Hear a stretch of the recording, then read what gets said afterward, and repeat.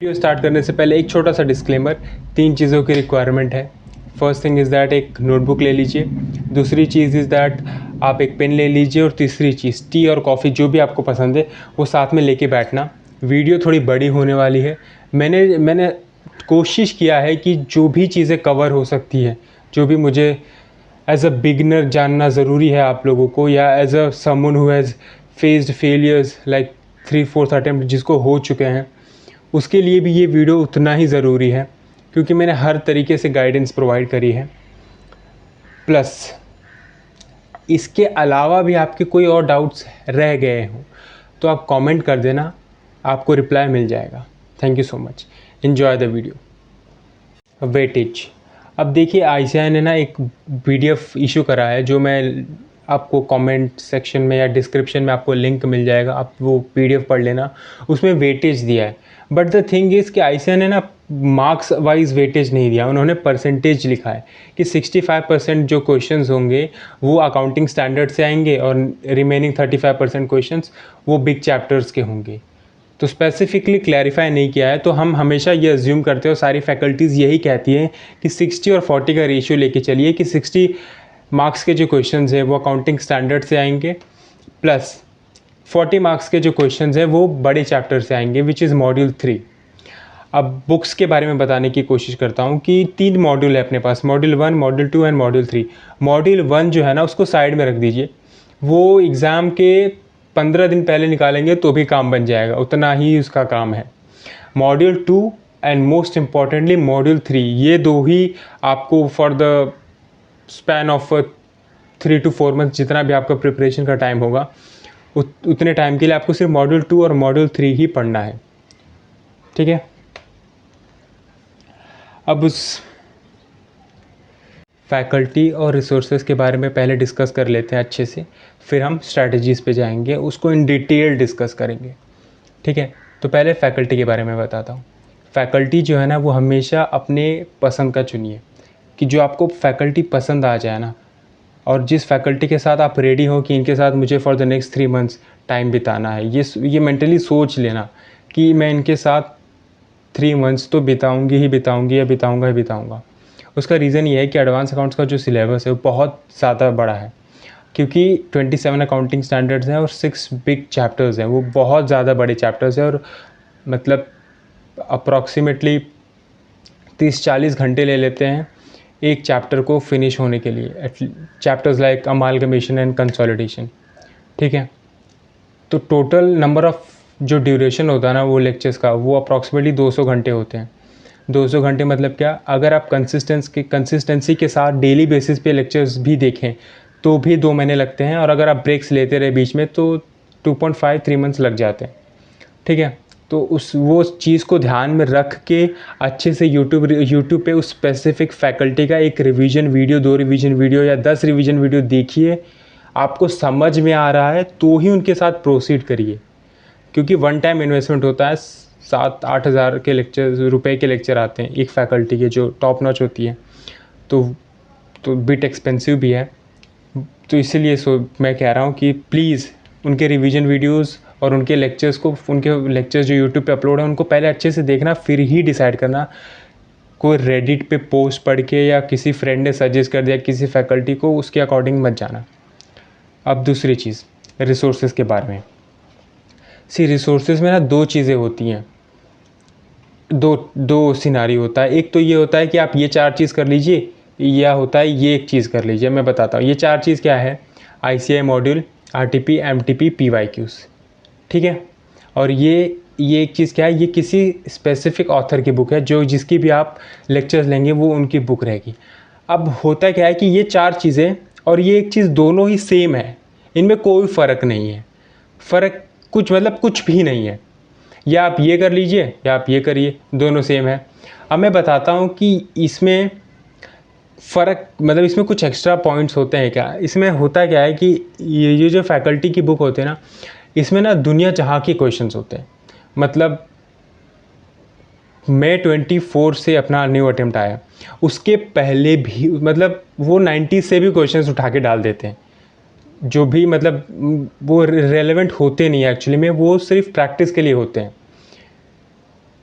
My personal opinion इसकी, मैंने कभी भी किसी की फैकल्टी की बुक नहीं ली है ग्रुप 1 की प्रिपरेशन में। कॉन्सेप्ट नोट्स परचेज़ किए हैं बट किसी फैकल्टी का क्वेश्चन बैंक नहीं लिया है मैंने। ये स्पेसिफिकली ये 4 चीज़ें सेपरेटली उठाई थी अटेम्प्ट वाइज और मैंने उसे सॉल्व किया था खुद से, और मैंने किसी भी फैकल्टी का बुक नहीं लिया था। मैंने नितिन गोयल सर के लेक्चर्स देखे थे, वो भी टेलीग्राम पे मुझे मिल गया था फ्री में, तो उधर से मैंने लेक्चर्स देख लिया था, बट उनका भी मैंने स्पेसिफिकली उनके जो बुक्स हैं वो मैंने रिफ़र नहीं करा था। और आपको रिफ़र आपकी मर्ज़ी है, अगर आपको किसी फैकल्टी की बुक की रिफ़र करनी है तो आप वो रिफ़र कर लीजिए, या ये 4 चीज़ सॉल्व करनी है तो ये 4 चीज़ कर दीजिए। और अगर आपको ये 4 चीज़ सॉल्व करनी है जो कि बेस्ट आइडिया है मेरे अकॉर्डिंग, तो मैं आपको उसकी लिस्ट बता देता हूँ कि किस अटेम्प्ट तक सॉल्व करनी है। ICI मॉड्यूल पूरा करना है, जिस जिस चैप्टर्स को आप कर रहे हैं उसके सारे क्वेश्चंस करने हैं। दूसरी चीज़ RTP मई 24 से लेके आपके करंट अटेम्प्ट तक पूरे करने हैं। क्यों मालूम है? क्योंकि RTP में नए क्वेश्चंस इंट्रोड्यूस होते हैं और उनके ज़्यादा चांसेस होते हैं रिपीट होने के। MTP सिर्फ करंट अटेम्प्ट का करना, सिर्फ और सिर्फ आपके करंट अटेम्प्ट के 2 MTP रिलीज़ होंगी, वो सिर्फ करना। RTP मई 24 ऑनवर्ड्स कर लेना, या तो आपके पिछले 3 अटेम्प्ट, आपके प्रीवियस 3 अटेम्प्ट्स के RTP कर लेना, कोई भी एक कर लेंगे आप, मतलब कोई भी एक चॉइस के साथ चले जा सकते हैं। अगर आपको बहुत ज़्यादा क्वेश्चंस की प्रैक्टिस करनी है तो मई 24 से उठा लेना, न वरना आप रिसेंट 3 अटेम्प्ट्स के क्वेश्चंस कर लेंगे, RTP कर लेंगे तो काम बन जाएगा। और MTP करंट अटेम्प्ट के 2 PYQs मैं कहूँगा ना, इसका कोई टाइमलाइन नहीं है। आप जितना प्रैक्टिस करेंगे ना उतना ही बेटर अंडरस्टैंडिंग होगी आपको ICI के क्वेश्चंस की और उनके आंसर्स की। एक एडवाइस यहाँ पे ये रहेगी, जब भी आप PYQ सॉल्व करें ना तो ICI के सजेस्टेड आंसर से अपना आंसर मैच करने की कोशिश करिए। जितना ज़्यादा आपकी एक्यूरेसी रहेगी ICI के सजेस्टेड आंसर के साथ मैच होने की, आप उतना मैक्सिमम मार्क्स स्कोर कर पाएंगे एग्ज़ाम में। ठीक है, तो मैंने तो मई 24 से ही करा था, मई 24 से लेके मई 24 और सितंबर 24 के PYQs ही सिर्फ किए थे, और उतना ही मोर देन इनफ था। बट जो बिग चैप्टर्स थे जैसे कि अमालगमेशन, कंसोलिडेशन और इम्पॉर्टेंट अकाउंटिंग स्टैंडर्ड्स, उसके मैंने विवित्सु कंपाइलर से इन सारे क्वेश्चंस कर लिए थे क्योंकि मेरे पास थोड़ा एक्स्ट्रा टाइम बचा हुआ था। तो ये थे रिसोर्सेज। तो मैंने 3 चीज़ों के बारे में अब तक बता दिया है, वेटेज, फैकल्टी और रिसोर्सेज। अब हम स्पेसिफिकली स्ट्रेटजी के बारे में डिस्कस करेंगे कि क्या क्या स्ट्रेटजीज आपको फॉलो करनी चाहिए in order to crack this advance account paper.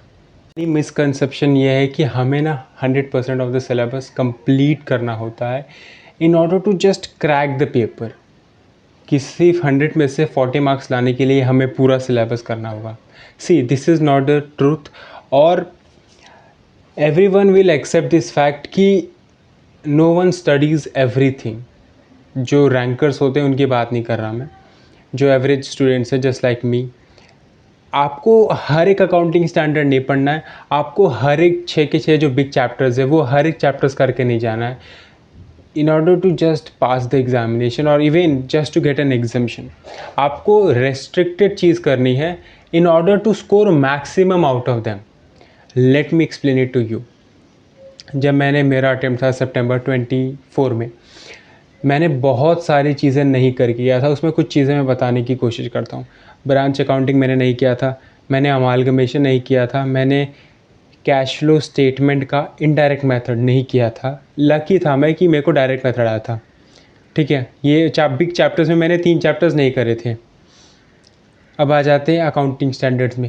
Accounting standards में जो न्यू अकाउंटिंग स्टैंडर्ड्स थे, 5 जो न्यू अकाउंटिंग स्टैंडर्ड्स इंट्रोड्यूस हुए थे, उसमें से मैंने सिर्फ एक अकाउंटिंग स्टैंडर्ड किया था विच इज़ AS 15, और AS 2 करके मैं नहीं गया था, AS 10 मैं करके नहीं गया था, और 27 एंड 29 अकाउंटिंग स्टैंडर्ड, मतलब अप्रॉक्सीमेटली मुझे जहाँ तक याद है कि 6 अकाउंटिंग स्टैंडर्ड और ये 3 चैप्टर्स मैं करके ही नहीं गया था, लाइक प्रॉपर नेल। स्टिल मैंने एक्चुअल एग्जामिनेशन में 100 में से 86 मार्क्स का पेपर अटेंड किया था कॉन्फिडेंस के साथ। I was confident with 70 marks questions कि हाँ इतने तो सही मैंने किए हैं, बाकी 15 मार्क्स के मैंने अटेंड करके आ गया था। अब मैं आपको स्ट्रैटेजी बताता हूँ कि आपको कैसे करना है। आप ना एक लर्निंग कर्व समझने की कोशिश करिए। पहले आप लेक्चर्स लेंगे, लेक्चर्स में आपका फर्स्ट टाइम पढ़ना होता है। अगर आप थोड़ा सा भी डिसिप्लिन्ड है तो आपकी पहली जो रिवीजन होती है ना वो उसी वक्त हो जाती है। बट कंसिडरिंग 90% ऑफ दियर्स हम कर नहीं पाते उस टाइम पे। उसका रीज़न बहुत अच्छा है, क्योंकि जब आप लेक्चर शुरू करते हो ना देखना, तो एक साथ में बहुत सारे लेक्चर्स चलते हैं और 8 से 9 घंटे का लेक्चर होता है डेली बेसिस पे। ये चीज़ आपको एटलीस्ट 6 से 7 महीने करना पड़ता है डेली बेसिस पे। तो हमें बैरली टाइम मिलता है रिवाइज़ करने का हर एक चीज़। तो हमें जो लास्ट के 3-4 महीने मिलते हैं रिवीजन करने के लिए, उसी में हमारा सब कुछ करना होता है। तो मैं ये चीज़ कहूँगा कि ये जो लर्निंग कर्व है, पहली बार फैकल्टी पढ़ाता है, उसके बाद हम खुद पढ़ते हैं और होमवर्क्स भी देते हैं, तो हम ट्राई करते हैं कि होमवर्क भी कंप्लीट करें। तो ये जो होता है ना, ये लर्निंग कर्व होते हैं, राइट। अब क्या करना है हमें इनमें से ड्यूरिंग द रिवीजन फेज, जब लास्ट के 3 मंथ्स बच जाते हैं, हमें सेलेक्ट करने हैं कि हमें कौन कौन से चैप्टर एक्चुअल में करके जाने हैं जस्ट टू पास। मैं ये उन बच्चों के बारे में बता रहा हूँ जिनको सिर्फ पास करना है या जिनको सिर्फ एग्जामिशन लाना है।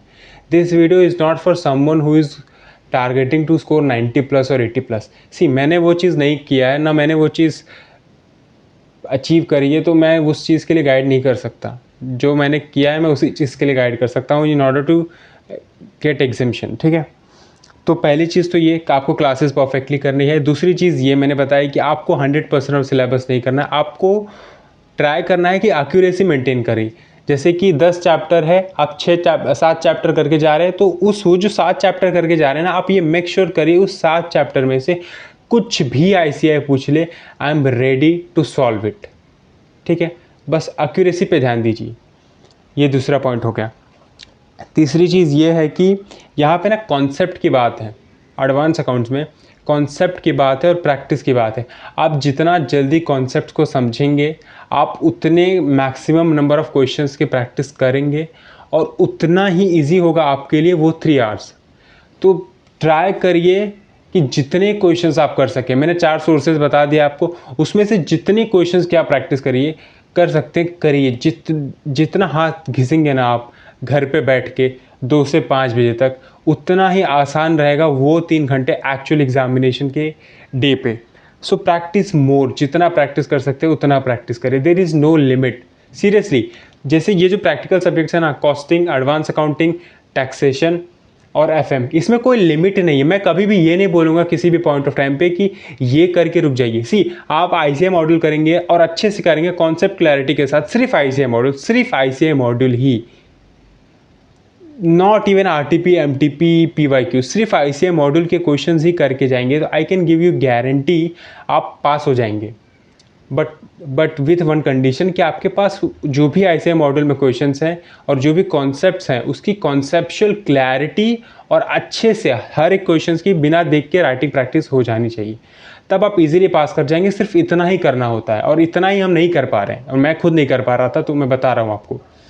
और जब आपको एग्जामिशन लाना होता है ना, जब आपका एग्जामिशन टारगेट होता है, तो आपको ये सारी चीज़ें, ये 4 चीज़ें टारगेट करनी पड़ती है। और जब आपको 80+, 90+ लाना होता है तो मुझे नहीं पता, मैंने नहीं लाया तो मैं नहीं बताऊँगा।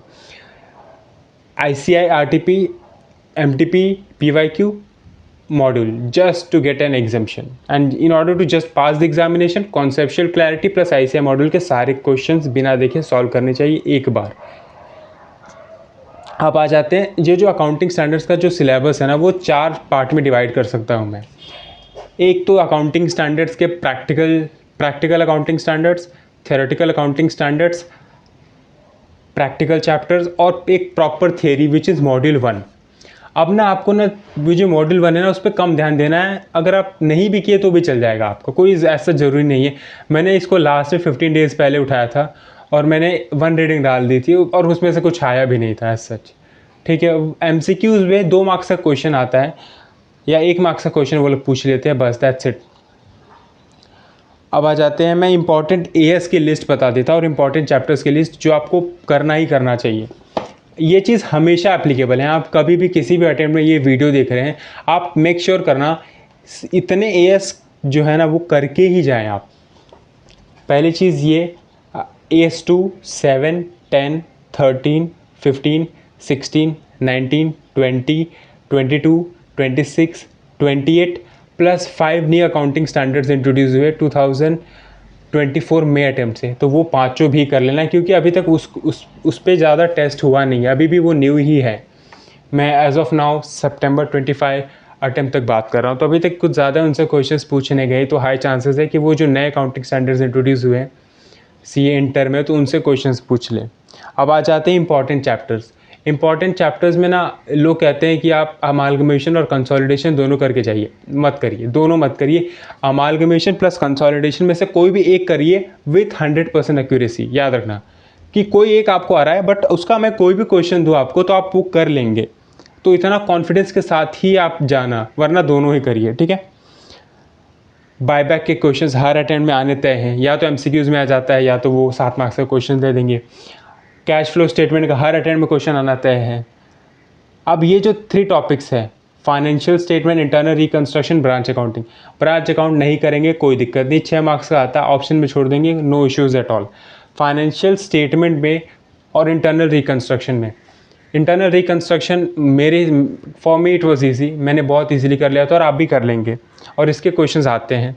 फाइनेंशियल स्टेटमेंट के क्वेश्चंस पूछे जाते हैं 14 मार्क्स के लिए, और इंटरनल रिकंस्ट्रक्शन के भी, बट फाइनेंशियल स्टेटमेंट के क्वेश्चन ना रिपीटेटिवली नहीं पूछते, once in a blue moon, मतलब क्या 3-4 अटेम्प्ट के बाद एक बार पूछ लेते हैं। तो आप जिस अटेम्प्ट में भी ये वीडियो देख रहे हैं ना, तो पिछले 2-3 अटेम्प्ट में देख लेना, अगर पूछा है ना तो वो 90% चांसेस है कि आपके अटेम्प्ट में नहीं पूछेंगे, और पिछले 2-3 अटेम्प्ट में नहीं आए हैं ना बिल्कुल ही, तो वो मैक्सिमम चांसेस है कि आप उसी पे क्वेश्चन टारगेट करेंगे। हमेशा कॉन्फ्लिक्ट चलता है फाइनेंशियल स्टेटमेंट के क्वेश्चन और इंटरनल रिकंस्ट्रक्शन के क्वेश्चन के बीच, कि इन दोनों में से कोई एक उनको डालना रहता है क्वेश्चन पेपर में, ठीक है।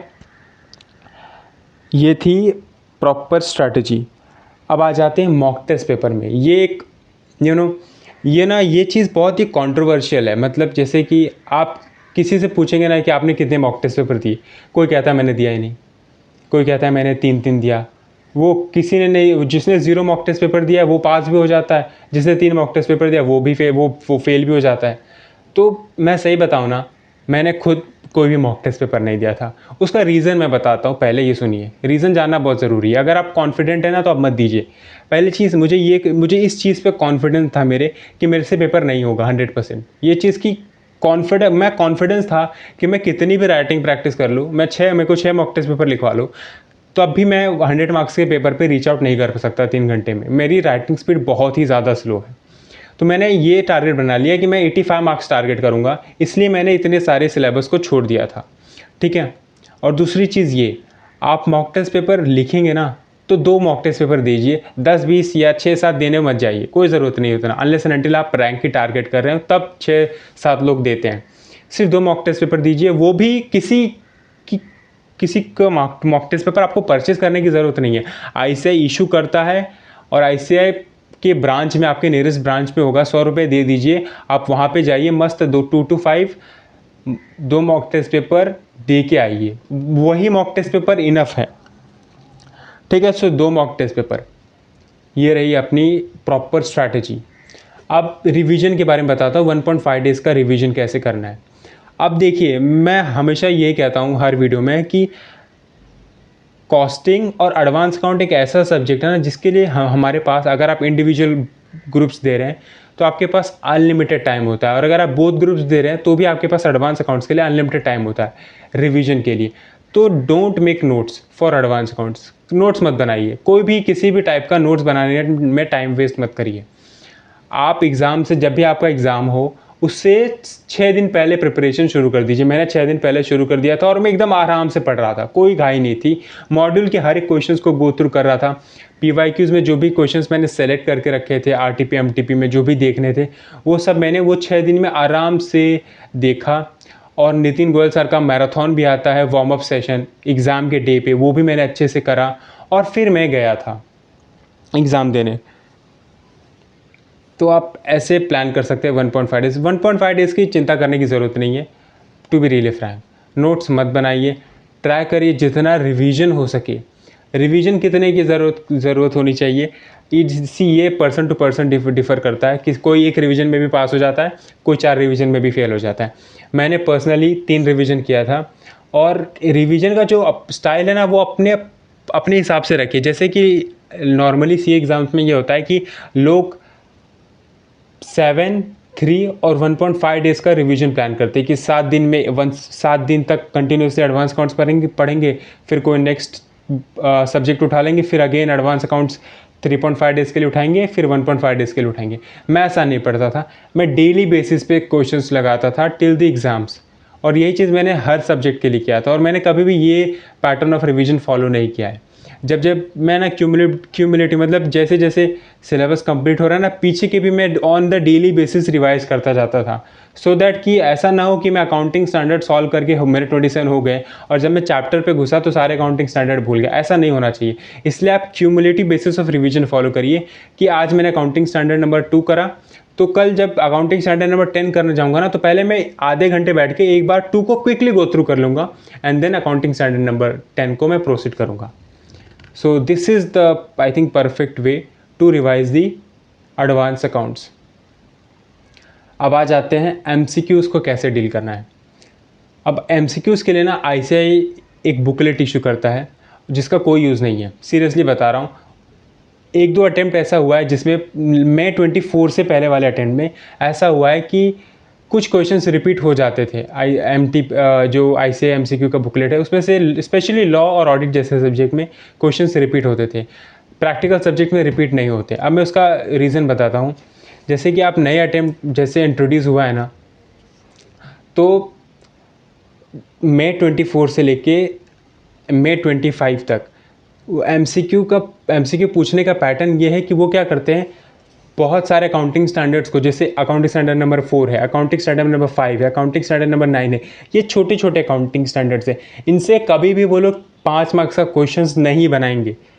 जो छोटे छोटे अकाउंटिंग स्टैंडर्ड्स होते हैं, जैसे अकाउंटिंग स्टैंडर्ड 17 सेगमेंट रिपोर्टिंग, ये जो छोटे छोटे अकाउंटिंग स्टैंडर्ड्स होते हैं ना, इनसे ये कभी भी प्रैक्टिकल क्वेश्चंस नहीं बनाते। वो क्या करते हैं, इन सबको मर्ज करके 2 पेज का एक पैराग्राफ दे देंगे और हर एक मतलब इतने सारे केस सिनेरियोज बना, 3-4 केस सिनेरियोज दे देंगे 8 मार्क्स के, और आप सॉल्व ही नहीं कर पाएंगे। सीरियसली बता रहा हूँ। जैसे कि आप किसी भी फैकल्टी की बुक उठाएंगे ना, जैसे MCQ बुकलेट एडवांस अकाउंट्स की या ICAI की खुद की, वो क्वेश्चंस और एक्चुअल एग्जामिनेशन में जो क्वेश्चंस पूछे जाते हैं ना, उसमें ज़मीन और आसमान का फ़र्क होता है, और आप ये खुद रियलाइज़ करेंगे जब आप एक्चुअल प्रैक्टिस करेंगे तो। और इंटरनेट पे आपको MCQ आप तो मिलने भी लगी MCQ बुकलेट, तो आप खुद देखेंगे तो आपको समझ में आएगा कि आप कितना भी प्रैक्टिस कर लीजिए, देयर इज़ नो लिमिट। वो कुछ भी बना के कोई भी क्वेश्चन बना देते हैं और पूछ लेते हैं, कोई भी मतलब आप सोच भी नहीं सकते। अकाउंटिंग स्टैंडर्ड नंबर 2 और अकाउंटिंग स्टैंडर्ड नंबर 28 इन्वेंट्री और इम्पेयरमेंट ऑफ असेट्स को मिक्स करके ये लोग क्वेश्चन बना देंगे। अब ये क्वेश्चन तो किसी ने अज्यूम भी नहीं किया होता है, तो अब इसको टैकल करने का सही तरीका क्या है? टू बी रियली फ्रैंक, मैंने पर्सनली MCQ के लिए ICAI MCQ बुकलेट भी सॉल्व नहीं की थी। मैंने किया क्या था, कॉन्सेप्ट पे बहुत ज़्यादा फोकस करिए। जितना ज़्यादा आपका कॉन्सेप्ट अच्छा रहेगा ना अकाउंटिंग स्टैंडर्ड्स में, और या मैं इन जनरल बता रहा हूँ सारे सब्जेक्ट्स के लिए, जितना बेटर आपका कॉन्सेप्ट रहेगा ना, उतना आपको कम टेंशन रहेगा MCQs में। मैंने MCQs में 15 मार्क्स स्कोर किया है, 15-16 मार्क्स स्कोर किया है एडवांस अकाउंट्स के MCQs में, विथ नो एक्सपीरियंस, मतलब मैंने कुछ भी प्रैक्टिस नहीं की थी। सेम चीज़ टैक्सेशन में मैंने 29 मार्क्स स्कोर किया है। सेम चीज़ लॉ में मैंने 30 आउट ऑफ 30 स्कोर किया है MCQs में। मैंने तीनों के लिए प्रैक्टिस नहीं की थी, बट देखिए एडवांस अकाउंट्स में 15 आया है, लॉ में 30 आउट ऑफ 30 आया है, और टैक्स में 28 आया है। तो मैं वही बता रहा हूँ ना, इट्स ऑल अबाउट कि आपको कितनी क्लैरिटी है और आपका वो 3 घंटे आपका वो दिन कैसा जा रहा है, वो 3 आवर्स एग्ज़ाम का दिन वो कैसा बीत रहा है, आपका मेंटल हेल्थ कितनी अच्छी है, कितनी स्ट्रांग है, वो चीज़ें ज़्यादा डिसाइड करती हैं कि आपके MCQs कितने करेक्ट होंगे। और अगर आपका दिल नहीं मान रहा है कि आपको कुछ प्रैक्टिस करना ही है ना, तो आप एक चीज़ प्रैक्टिस कर सकते हैं कि आपकी एक्यूरेसी लेवल जो होती है ना, वो आप बेटर करने की कोशिश करिए। मतलब क्या, जो गेसिंग स्किल्स होती है ना, देखिए हर एक पेपर में, हर एक सब्जेक्ट में एक MCQ ऐसा आएगा 8 मार्क्स का, जिसमें 3 क्वेश्चंस रहेंगे, 2 मार्क्स के 4 क्वेश्चंस रहेंगे। वो आप कितना भी दिमाग लगा लीजिए, आप समझ ही नहीं पाएंगे, कितनी भी कॉन्सेप्ट क्लैरिटी कर लीजिए। उसमें क्या होता है ना, उसमें ना आप ना ट्राई करेंगे तो 2 मैक्सिमम ट्राई करेंगे ना, तो 2 MCQs को, ऑप्शंस को आप एलिमिनेट कर सकते हैं। आपको लास्ट में 2 ऑप्शंस बचेंगे जिसमें से आपको गेस करना पड़ता है। तो आपकी जो गेसिंग की स्किल की एक्यूरेसी है ना, उसको इम्प्रूव करने की कोशिश करिए। वो आप कैसे कर सकते हैं?